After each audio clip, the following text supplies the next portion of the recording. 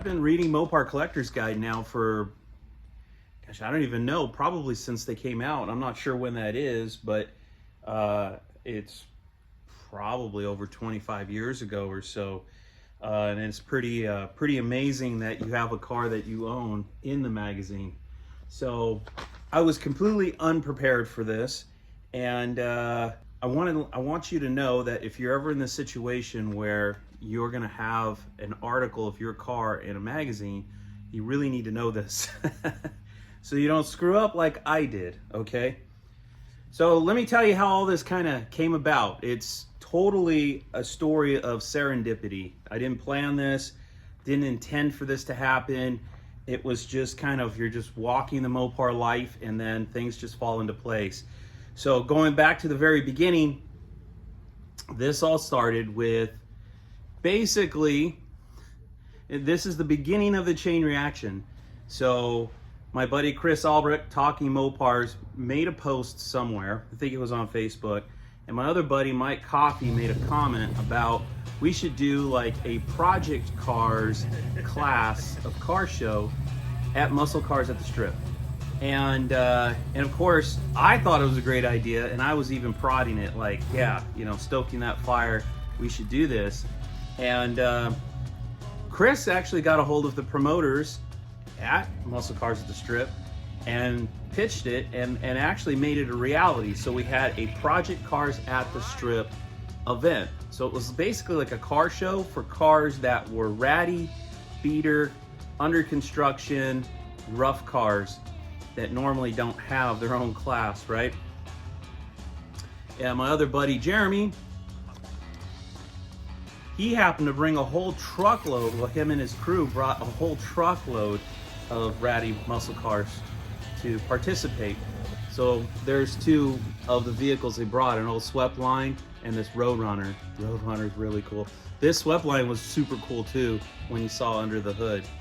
Anyway, go get yourself a copy of Mopar Collectors Guide, the October issue, if you want to check out any of these articles. So Chris making the post, Mike suggesting the Project Cars event, perhaps a little bit of me stoking that fire, put that thing into motion, right? So now we have the event. Jeremy, my buddy Jeremy's there, and I don't know how he's hooked up with Rob Wolf over at Mopar Collectors Guide, but in any way, he started talking to him, and Jeremy's telling me, like, you know, psst, check this out. He wants to do articles on all of these project cars. It's because it's like, it's kind of its own genre, these, you know, ratty muscle cars, right?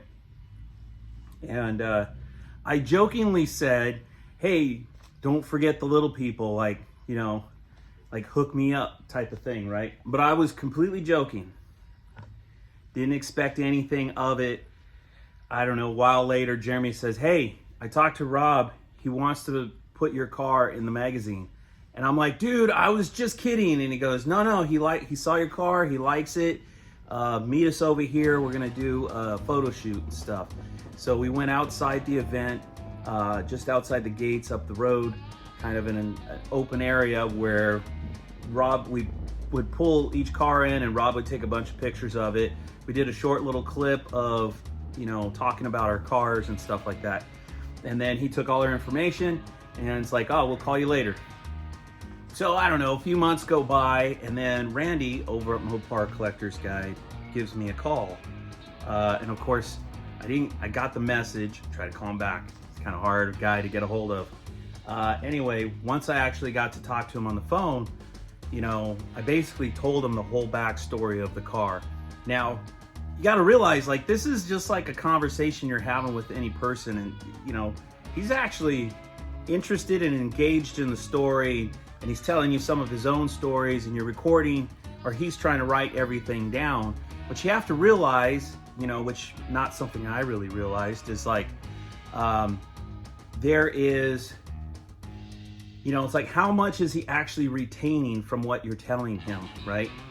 And so when he goes to write the article, and this wasn't, I don't know, maybe he did say, hey, we're gonna send you a proofread. I don't remember. So whatever the case, by unfortunate circumstances, my family and I actually went on vacation So they sent a proofread to my email and I didn't get it. So by the time I got it, read it, I could see there was a lot of little errors. The general story is pretty much the same, you know, it's pretty much right on.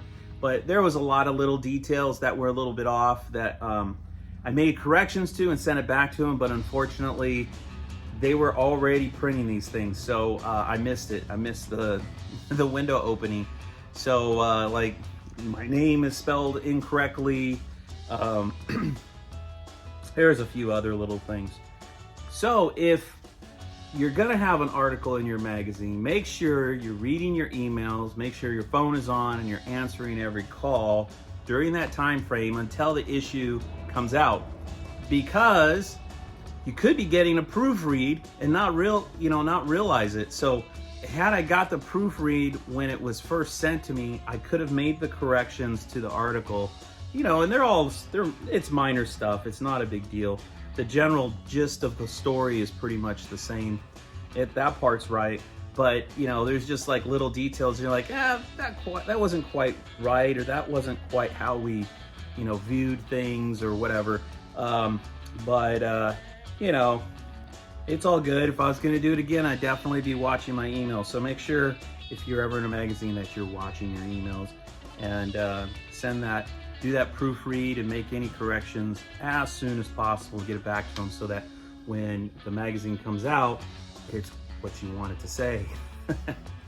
So anyway, I mean, it's a short video. I hope you found that interesting. I'm actually gonna have the charger that's in the magazine at Duct Tape Drags this year, which is about a month away. So if you happen to be there, swing by, say hello, get some pictures of the charger, you know.